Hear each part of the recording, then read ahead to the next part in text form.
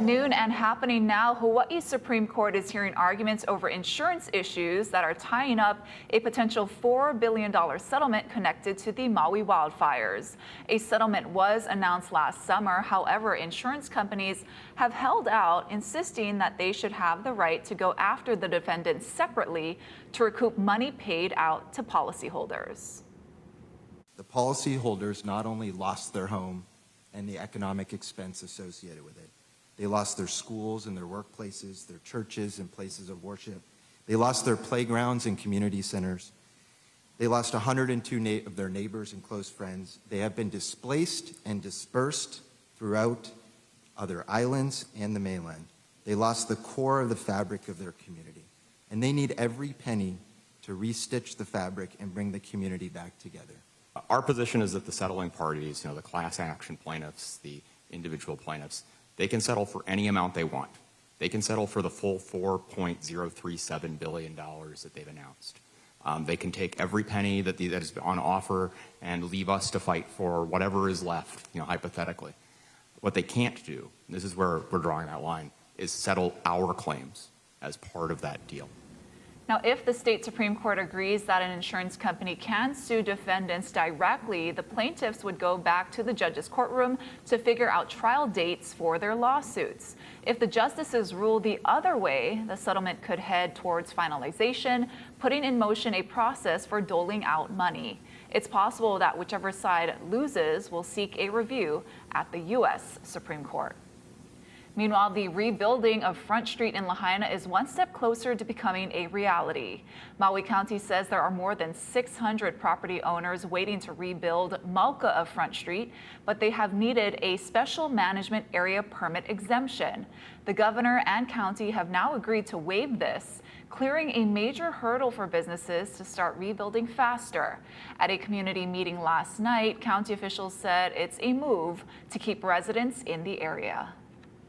Major part of keeping our people and our community together, but that also is a multi-pronged approach, which means that we also need economic recovery to occur to help provide income and steady source of employment for our residents. This doesn't just give a free pass to everyone. The historic preservation rules are still in place, the flood rules are still in place, all of the building permit stuff that Four Leaf just talked about, all still necessary, all still going to go through. Property owners Makai of Front Street will still need to apply for the special permit exemption. You can find more information on our website, hawaiinewsnow.com. Today, judges are putting on hold some of President Trump's plans to downsize the federal workforce and address immigration. Erica Brown has more from the White House. Federal employees will have a little more time to decide whether to take the Trump administration's resignation offer. U.S. District Judge George O'Toole ruled that employees will have until at least Monday afternoon to consider taking the buyout when he'll hold another hearing on the issue. Unions representing federal workers have sued, saying the buyout violates the law and that the government doesn't have the funds to back the plan. Democratic lawmakers echoed those concerns. I don't believe it's been funded. I don't believe Donald Trump has any history of ever paying his bills. And I fear that federal employees may be marked for later riffing, potentially without any compensation. The White House says more than 40,000 federal employees have already accepted the offer as President Trump tries to slash the size of the government. We encourage federal workers in this city to accept the very generous offer. If they don't want to show up to the office, if they want to rip the American people off, then they're welcome to take this buyout, and we'll find highly competent individuals who want to fill these roles. In a separate legal challenge to the president's executive order ending birthright citizenship for children born to migrant parents, a federal judge in Seattle granted a national injunction calling the order clearly unconstitutional. During a hearing in Seattle, Judge John Sean Kuhnhauer, a Reagan appointee, said it has become ever more apparent that to our president, the rule of law is but an impediment to his policy goals. In this courtroom and under my watch, the rule of law is a bright beacon which I intend to follow. Washington and 3 other states joined this lawsuit seeking to block the order. In this country, we are safeguarded by the constitutional principles we have and an adherence to the rule of law. The government is likely to appeal the case all the way to the Supreme Court. Erica Brown, CBS News, the White House. Here at home, Honolulu police opened a murder investigation after a 33-year-old inmate was found dead at OCCC just before 1 Wednesday morning. HPD says the man was allegedly assaulted by his 49-year-old cellmate. The State Department of Law Enforcement and HPD are both investigating. A new lawsuit claims a teenager's death at a swim meet nearly 2 years ago could have been prevented. The girl's family points to her twin brother's near-death experience as proof. Daryl Huff has more. I just miss her so much. Walter and Jamie Kealoha's daughter Tehani was not just a competitive swimmer, but a musician and a dancer, a valedictorian at Moanalua High, and a loving child. All the stories, riding in the car, getting her ready for prom, that was just all snatched away. Tehani was swimming for the Kamehameha Swim Club, which is not affiliated with the schools, during the meet at the American Renaissance Academy pool. Her mom was helping the timers when she saw a girl that looked like Tehani being pulled from the warm-up lane. She said no one knew what to do, and she had to give her own daughter rescue breaths. I'm thinking nobody wants to help because we're just coming out of pandemic. I just said, you just need to tell me what to do, and just breathing when they said to breathe. The family's attorney, Robert Miyashita, said there was no lifeguard or safety plan in place and said video proves fatal delays, like a meet official who didn't see Tehani struggling in the water. She was rescued by another swimmer. She flailed and kind of hit me, so I knew something was kind of wrong, so I got out of the water and I tried to call for a lifeguard. You know, I remember kneeling down and telling her to open her eyes, to telling her to wake up, not knowing what was happening. Miyashita said it took 5 minutes before anyone began compressions and at least 8 minutes to find and deploy an automatic defibrillator. By 8 minutes, the chances of survival is negligible. The family is convinced Tehani could have been saved because their son Dustin, Tehani's twin who unknowingly shared the same genetic heart defect, also went into cardiac arrest at the Kamehameha Schools pool complex 3 months later. I was just thinking to myself, this can't be happening again. For me, it was scary because I wasn't there for my daughter. Just knowing that, looking at my son laying on the pool deck, trying to survive. But rescuers at the Kapalama campus were prepared. They had the equipment there. They started the shocks. EMT came and was able to get his pulse back. It was a group effort that saved Dustin. Unfortunately, Tehani didn't have a chance. Dustin wears a blue bracelet to honor his sister. Every day he goes to class at Dartmouth in New Hampshire. I'm more than grateful for the lifeguarding staff at Kamehameha. And I continue to think every day, if only Tehani had the same type of help and assistance. The Kealoha family asked us to point out that this is Heart Month and that all sports leagues should prepare for cardiac emergencies. The lawsuit names the Renaissance Academy, the national and local amateur swim leagues, and Tehani's Swim Club. Attorneys for the defendants, though, have not responded to our request for comment. Daryl Huff, Hawaii News Now. Thank you, Daryl. As the popularity of electric bikes continues to rise, there is also growing concern over safety for riders and everyone else. Local lawmakers and advocacy groups are working to address those concerns. Casey Lund has an update on the progress being made.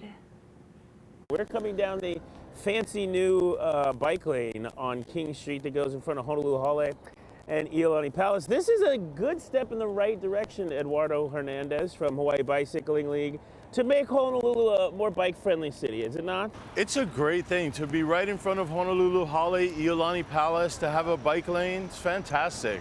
It's a beautiful day, too. It's a good day to be out talking about e-bike safety. Definitely. And that's what we're doing. Speaking of which, one of the biggest parts of educating people, which we're going to talk about some of the opportunities there are for folks to connect with the Hawaii Bicycling League, but knowing which bikes are out there. Tell me a little bit about these two different bikes. Sure, these are, this is a Class 2 electric bike, and this is a Class 1 electric bike. We're working to establish a system where we recognize 3 classes. Class 1 and 2 are very similar. They have a max speed of 20 miles an hour. Yours is a pedal assist only. Mine has a little bit of a throttle or pedal assist. Also got a horn too. And a horn. Off that thing. I don't know why I like that so much. So tell me real quick before, because I know I have another special guest, what are some opportunities for folks to learn more about e-bikes and connect with HBL? Sure. To get a little bit more information. You can visit our website at hbl.org. We have classes all the time to learn how to fix a flat, learn how to begin a ride, and coming up later in the year we'll have e-bike classes. We have a fleet of e-bicycles, and we'll be telling people it's a little bit different than riding a bike. It is. So it's good to get some experience, practice before you get out on the roads. Very good. As a relatively new e-bike rider, I can attest to that. They have a little more power than you think sometimes. I want to bring on my friend Tyler Dos Santos Tam, City Council member for District 6, and co-author of a bill you sponsored, or I believe you put forward with Augie Toba, and it had full support from the City Council. Unanimously passed, going to the mayor's desk now. What does it entail? Yeah, so the bill does 3 primary things. First and foremost, it bans reckless riding. We see too many kids, adults, people just doing stupid things on e-bikes. So no more of that. Second thing, if you're under 18 and riding an e-bike, you have to wear a helmet. I think that's pretty common sense safety. And then the last one is for the very high-powered e-bikes, the ones that are a lot more like mopeds or motorcycles.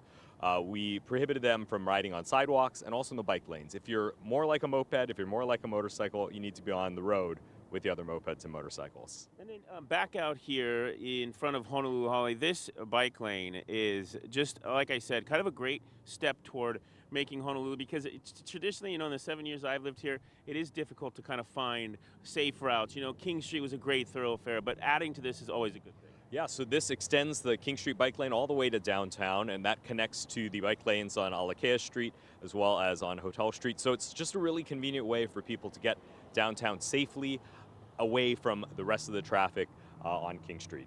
Speaking of getting away from the traffic, Eduardo, should we pedal on through here? Yeah, let's go. We've got the right of way, I believe.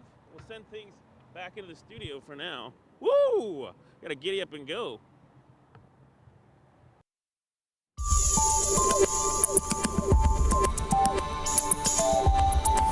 Well, thanks, Casey. Let's take a look at our first alert radar and satellite outside. Earlier today, we did see a flood advisory up over the eastern portions of Maui, but right now it's relatively quiet. I want to take you island by island. Over on Hawaii Island, over the last hour, we've been watching this cell just to the southeast of the island. You can see right there, it's really stationary. It could have been over the island, potentially triggering a flood advisory, but right now it's over the open waters. Over on Maui, we did see that flood advisory over the eastern portions of the island along over near Ohana, but that cell has started to dissipate, and over on Oahu and Kauai, we're seeing some showers just offshore of Kahuku up there. So taking a look in my full forecast, we'll break down the VOG forecast and how we could see the return of trades and how that could bring some of the VOG across the rest of the island chain. Thank you, Drew. Ahead on This Is Now, Israel says its army is preparing for the voluntary departure of Palestinians after President Trump's call for the U.S. to take over Gaza. Plus, here at home, Honolulu Mayor Rick Blangiardi unveils a comprehensive plan to expand affordable housing across Oahu.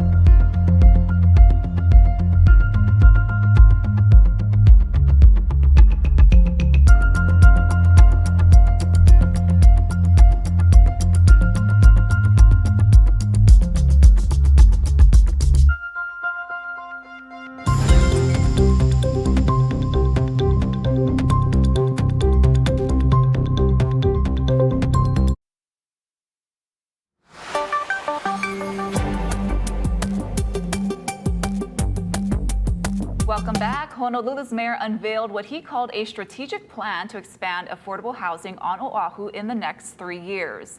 The city has acquired 10 large parcels, including the Iwilei Center, for over $50 million. But the area still needs master planning with other landowners, financing, and permitting. The city says doing that in 3 years will be challenging, and developers agree. That is actually an aggressive timeline. That is a private sector timeline. That's what we try to work toward. There is so many, again, challenges from getting your entitlements complete, archaeology, environmental. The biggest achievement of this moment is we are now in a mode where we know what we're doing, we have the capability of doing it, and we're going to execute. Mayor Blangiardi's plan also includes building new housing along the rail's nearly 20-mile route and incorporating offices, retail, education, and government services in those areas. Israel says it's begun preparations for the departure of a large number of Palestinians from the Gaza Strip in line with President Trump's plan for the territory. Palestinians outraged at the proposal fear Israel will destabilize the region. Yasmin Vasuhian reports from Tel Aviv.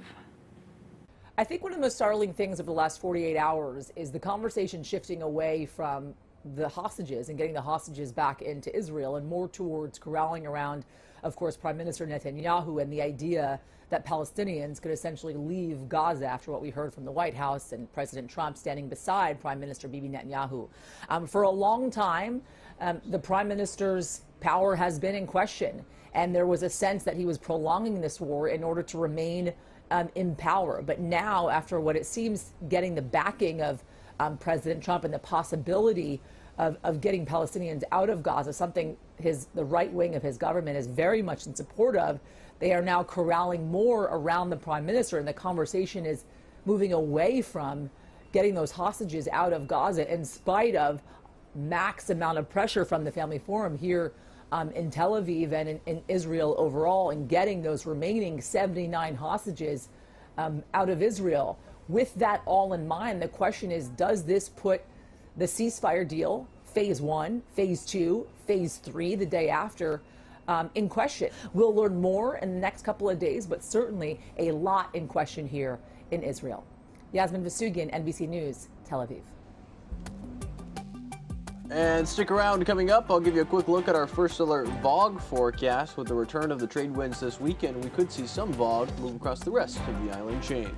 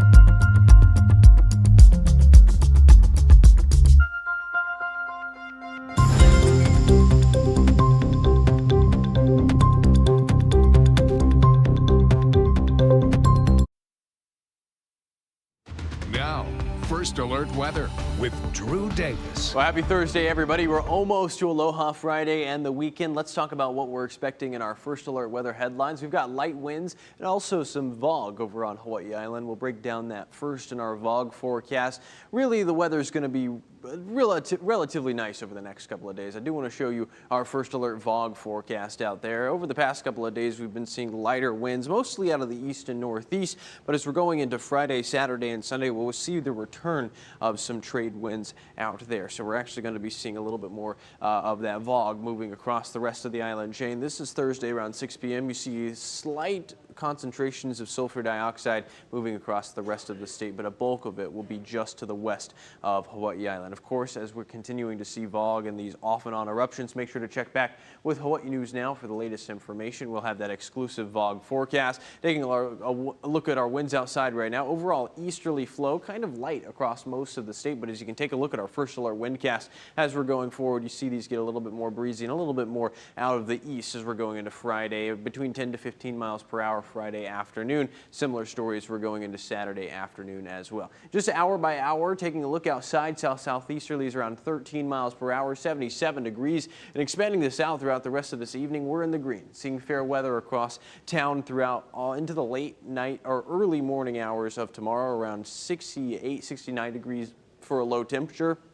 We also have high surf advisories up on east-facing shores and also north-facing shores of Kauai. These are going to continue until 6 p.m. this evening. We're tracking another swell that's moving in as well. A quick look at our surf and shoreline forecast. East-facing shores around 8 to 12 feet. That's large enough to trigger those high surf advisories on east-facing shores. Of course, this forecast is for Thursday afternoon and relatively small out there in town. The First Alert weather pattern, taking a look at our hour-by-hour futurecast. Going forward, you can see a little bit of green out there, not much rainfall on the map. As we're going into Friday, Saturday, and Sunday, we could still see some windward showers out there, but overall, a drier air mass is going to move in on Saturday and Sunday, and much nicer weather is expected as we're going into this weekend. I want to pull up our First Alert 7-day forecast, just show you what we've got going on outside. Beautiful weather across most of the state, and really nice weather expected by the time we get to this upcoming weekend. So just taking a quick look at our First Alert 7-day forecast. Apologies, let me pull that up. We're having a little bit of technical difficulties. You can see right here, beautiful weather expected throughout today, Friday, Saturday, and Sunday. Dry weather expected out there. Let's send things back over to Ashley for now. Thank you, Drew. Well, fresh off his 5 Grammy wins, Kendrick Lamar is getting ready for the biggest performance of his career. What you can expect from the Super Bowl halftime show in 2 minutes.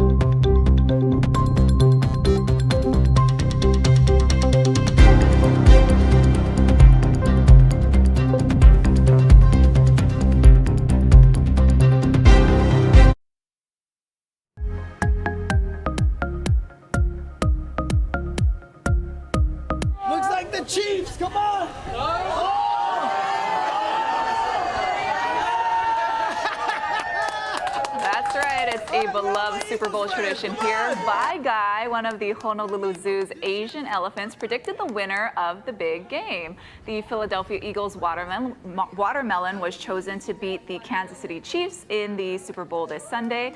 Last year, the zoo's elephants correctly predicted the Chiefs would win, but the year before, their prediction was incorrect. Very true. Yeah, he's got a 50% a win rate. Like the groundhog, yeah. Well, Kendrick Lamar is gearing up for the biggest live entertainment show of the year, the Super Bowl halftime show. Katie Weiss has more on what viewers can expect. They not like us. They not like us. Fresh off his 5 Grammy wins Sunday, rapper Kendrick Lamar is in the Big Easy, getting ready for the biggest performance of his career. Let's get it. Boom! Lamar performed in the 2022 Legends of Hip Hop halftime lineup, but his will be the first solo rap act to headline the halftime show in the broadcast's almost 60-year history. This is a true art form, so to represent it on this type of stage is like everything that I've worked for and everything that I believe in as far as the culture. Lamar didn't reveal much about his 13-minute set, but promised to focus on storytelling. I like to always carry on that sense of, make people listen, but also see and think a little. Lamar is not the only musical talent who will light up Caesars Superdome on Sunday. The pregame performers are all Louisiana natives. The multi-talented John Baptiste will hit the stage to sing the national anthem.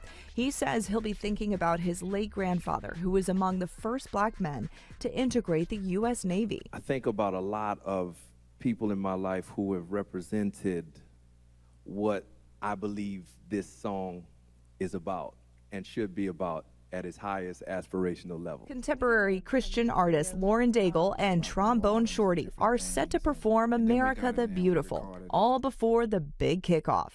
Katie Weiss, CBS News, New Orleans.